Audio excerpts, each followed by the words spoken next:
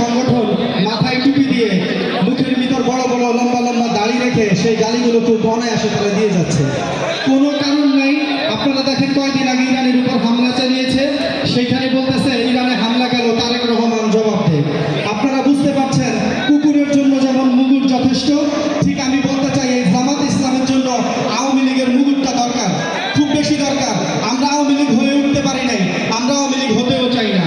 আমরা ভালো মানুষ তো, এই জন্য আমাদেরকে আপনারা বিভিন্নভাবে কটাক্ষ করছেন।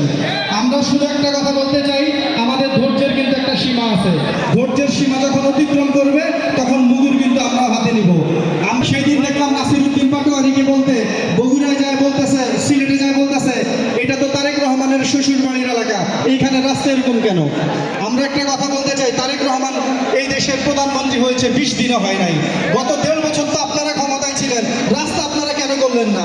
সেইখানে যায় সরাসরি তারেক রহমানকে নিয়ে কথা বলতে পারে। যাই হোক, এটাই গণতন্ত্রের সৌন্দর্য। আমরা চাই আপনারা সুন্দরভাবে সাবলীলভাবে, আপনারা যেভাবে বাংলাদেশের নিকটতম ভবিষ্যতে আপনাদেরকে কিন্তু কোনো সুন্দর এবং স্বাভাবিকভাবে আমরা জবাব দিব না ইনশাআল্লাহ, বলে দিলাম। এই বলে আমার বক্তব্য এখানে শেষ করছি।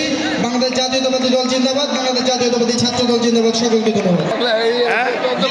আপনারটাই আমি দিব, আপনি কিছু কন। এই দ্বন্দ্ব রাফিজুল ভাই, রাফিজুল কই?